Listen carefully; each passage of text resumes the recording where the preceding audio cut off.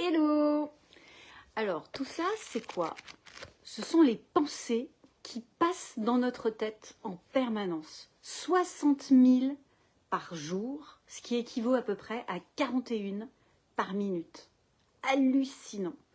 Est-ce que vous êtes conscient des pensées, du nombre de pensées qui circulent comme une bande passante? Je me souviens d'une cliente qui m'avait donné cette image que je trouve vraiment géniale. Comme une bande passante, et il y a des pensées qui sont perceptibles, que l'on observe, et il y en a une quantité qui défile, et dont on n'a absolument pas conscience. On en a juste conscience quand on est bloqué ou freiné dans certaines situations. Pourquoi je vous parle de ça? Parce que dans les derniers lives, j'ai parlé un peu d'argent, sujet hyper important quand même pour l'entrepreneur. L'argent, c'est ce qui permet à l'entreprise d'investir, ce qui permet à l'entrepreneur d'investir pour lui dans des masterminds, des coachings, des mentorings, pour donner une plus grande valeur à son entreprise, à ses équipes, de pouvoir grandir lui en tant que personne et faire grandir aussi son équipe. L'argent, c'est ce qui va permettre de faire des investissements en termes de logiciels, d'actifs, de passifs, c'est super important. Et bien souvent, c'est un sujet de préoccupation qui ressort au niveau des entrepreneurs.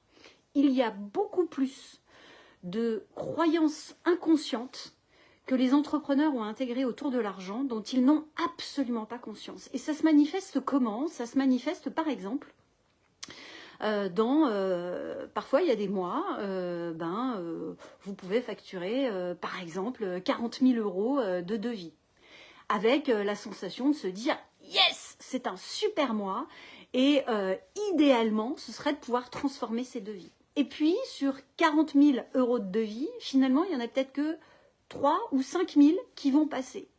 Et là, ce qui est intéressant, c'est de regarder qu'est-ce qui s'est passé, avec beaucoup de lucidité et de sincérité. Donc ça demande vraiment de se poser. Qu'est-ce qui s'est passé? Quelles ont été mes pensées lorsque j'ai généré justement ces devis-là? Et de pouvoir se dire, en toute lucidité, qu'est-ce qui s'est passé dans ma tête? Qu'est-ce que je me suis dit, même si ça a été hyper furtif? C'est toute cette bande passante que vous allez capter et sur laquelle vous allez porter de l'attention. Et là, vous pouvez choper des croyances inconscientes qui sont limitantes. Ah ouais, mais 40 000 euros serait trop beau pour que ce soit transformé à 100%. Pas possible. Ouais, mais 40 000 euros de devis, comment on va pouvoir gérer ça? Est-ce qu'on a la capacité aujourd'hui de pouvoir servir de manière qualitative et efficace ces prestations? Paf! Zone de résistance et de blocage. 40 000 euros, non mais c'est trop beau, on ne pourra jamais le refaire, ou si ça marche une fois, c'est un coup de hasard. Super intéressant d'aller regarder ce qui se passe dans votre tête à ce moment-là. Et ça demande vraiment un exercice de prise de recul. Parce que dans le quotidien, c'est absolument pas habituel de s'arrêter sur ses pensées et de regarder, tiens, qu'est-ce que je suis en train de me dire à ce moment-là? Donc là, l'idée, ce qui est intéressant sur des situations qui vous bloquent spécifiquement, c'est d'aller regarder quelles sont toutes les pensées qui ont été générées à ce moment-là, de pouvoir le journaliser, c'est-à-dire de l'écrire, tout simplement de l'écrire, de prendre du temps pour l'écrire. Juste regarder, sans chercher à juger, analyser, juste se dire, tiens, intéressant, intéressant, j'ai eu telle pensée, j'ai pensé à telle chose, ça m'a rappelé telle situation. Vraiment de pouvoir l'accueillir et le regarder. Et puis après, d'aller en toute objectivité se dire, ok, j'ai eu la pensée à un moment donné de me dire, tiens, 40 000 euros de devis, il ne faut pas que ce soit transformé à 100% parce qu'on n'a pas la capacité. Mais en vrai de vrai, est-ce qu'on a la capacité de pouvoir quand même délivrer avec la même qualité et la même efficacité pour nos clients? Ben oui, en fait. Il suffit qu'on organise certaines plages dans l'agenda et oui, c'est OK. Boum, celle-ci, rayée. Voilà, d'aller prendre le temps de regarder cette croyance. Est-ce qu'elle est vraiment vraie? Ou est-ce que c'est, vous vous rappelez Bob? Où est-ce qu'il est Bob? Je cherchais Bob. Ou est-ce que c'est Bob qui là vient pointer son nez pour dire « Ah là là là là, des petites croyances limitantes qui vont m'empêcher d'atteindre mes résultats, mais moi j'en ai plein, je vais te les sortir !» En fait, c'est une manifestation de l'ego. Et dans ce cas-là, c'est intéressant d'aller l'identifier, le capter, le démasquer en lui disant « Non mais c'est ok, tout va bien Bob, nickel, ça va, on gère ». Et de pouvoir les détricoter au fur et à mesure. Parfois, ça peut rappeler à des histoires antérieures, des pures banalités, parce que quand on est enfant, nous nous construisons dans l'environnement dans lequel nous évoluons. Et parfois, des éléments qui pour nous, adultes, notamment lorsque nous sommes parents, nous paraissent complètement banals, l'enfant, lui, va le capter, va l'engrammer, va le cristalliser d'une certaine manière, de manière purement inconsciente, qui va faire qu'à un moment donné, lorsqu'il est adulte, il va revivre un peu la même situation et se dire « Ouh, danger !»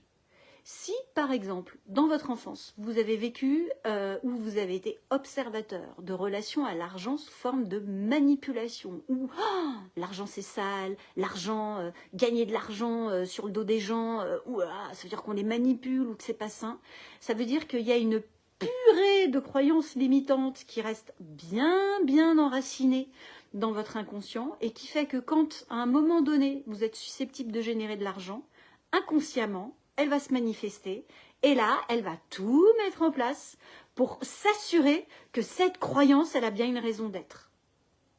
Et c'est là où c'est intéressant d'aller la déraciner, avec beaucoup d'amour, beaucoup de bienveillance, l'idée d'aller revisiter ce qui s'est passé à ce moment-là avec un regard d'adulte mature pour pouvoir restaurer cette vision de l'enfant en disant finalement lui, elle a fait de son mieux, c'est ok, est-ce qu'il y a quelque chose que tu aurais eu envie de dire à ce moment-là? Et de pouvoir justement remettre de la clarté pour alléger cette croyance limitante qui peut justement rester présente de manière inconsciente. Je ne sais pas si c'est très clair. Tiens, Rizlan, coucou. Dis-moi si c'est clair pour toi, ce que je partage là, comment ça résonne aussi. Est-ce que ce sont des choses qui font écho, que ce soit en termes de croyances limitantes, que ce soit en termes de relation à l'argent, parce que ça, c'est quand même hyper important quand on est entrepreneur, d'être en amour sur cette circulation de l'argent, d'être vraiment safe avec le fait de l'argent, c'est quelque chose de sain, de propre. Il y a tellement de croyances qui sont véhiculées autour de ça. Et l'argent, c'est hyper important pour une entreprise. Donc quand il y a parfois des impayés, des blocages au niveau de l'argent, c'est intéressant d'aller regarder, tiens, quel est le système de pensée inconscient là, qui circule, la petite bande passante là, qui est derrière, sur laquelle je vais m'arrêter pour aller, pouf, tirer, choper ces pensées inconscientes, les mettre à plat, les regarder, dire « intéressant, sincèrement. Est-ce que c'est vrai ou pas? Est-ce que je peux le prouver? Comment je peux prouver l'inverse? Est-ce que je peux donner au moins une situation contraire? Si j'ai au moins une situation contraire, ça veut dire que pouf, je peux la mettre de côté. Est-ce que ça me rappelle une situation que j'ai déjà vécue dans mon enfance, dans ma jeunesse?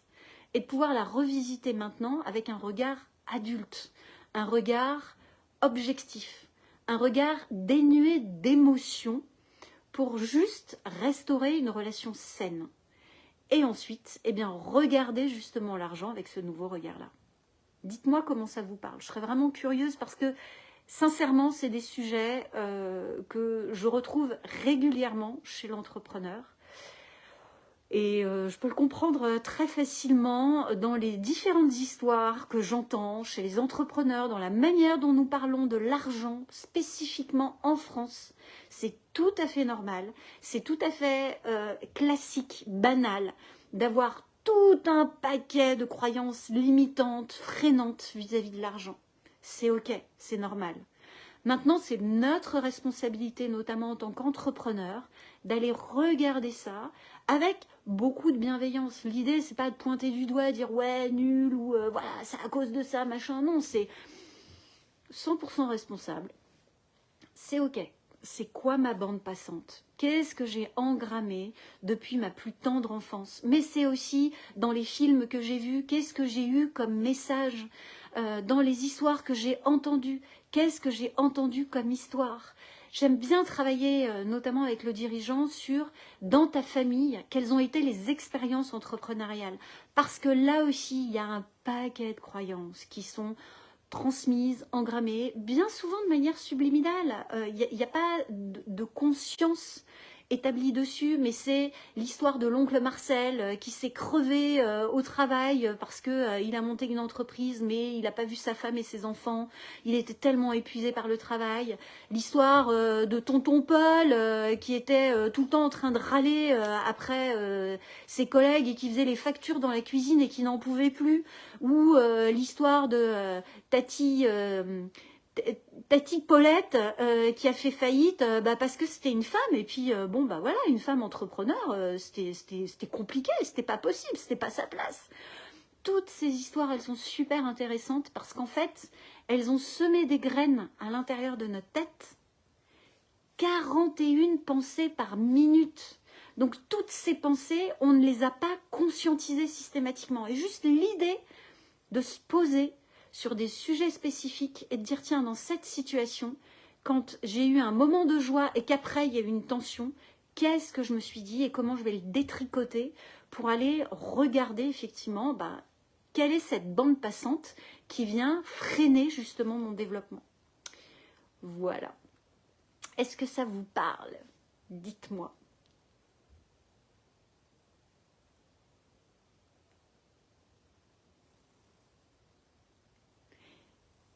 Yes. J'ai une question à vous poser aussi pour que ces lives soient aussi plus pertinents pour vous, parce que c'est vraiment l'objet de ces lives, c'est de vous apporter un maximum de valeur dans mon expérience d'entrepreneur et les expériences d'entrepreneurs que je rencontre, de vous faire gagner du temps peut-être sur des prises de conscience, des choses. Et pour cela, je me disais peut-être que quel serait l'horaire le plus adapté pour vous pour qu'on puisse ritualiser un peu plus ce moment. C'est vrai que pour l'instant, je le fais un peu en mode freestyle quand j'ai un créneau, que je sens que c'est le moment pour moi, ou que j'ai un message qui me vient et que j'ai envie de vous le passer. Je me branche. Mais si ça vous dit que l'on se branche ensemble pour justement interagir un peu plus, dans ce cas-là, quel serait l'horaire idéal pour vous sur lequel je pourrais me connecter? Donc je serais ravie de lire vos commentaires à ce sujet et puis tout autre commentaire. Grand merci à vous de votre présence, de votre écoute. Parce que être entrepreneur, c'est vraiment investir en soi. Il y a un investissement financier, mais il y a un investissement aussi en énergie, en temps, de pouvoir se poser, de pouvoir exactement comme je viens de le dire ce soir, détricoter un peu avec beaucoup d'intentionnalité et de conscience ce qui se passe. Encore plus aujourd'hui, on est dans une société du faire, du vite, de l'hyper-sollicitation et c'est tellement facile de se déconnecter de son alignement intérieur, de sa puissance intérieure. Et c'est vraiment ça, finalement, à travers ces lives aussi, cette proposition, c'est de pouvoir vous poser pour vous réapproprier justement votre pouvoir intérieur et redonner toute cette puissance à votre entreprise et à votre leadership d'entrepreneur. Grand merci à vous. Je vous souhaite une merveilleuse soirée et je vous dis à demain. Bye bye.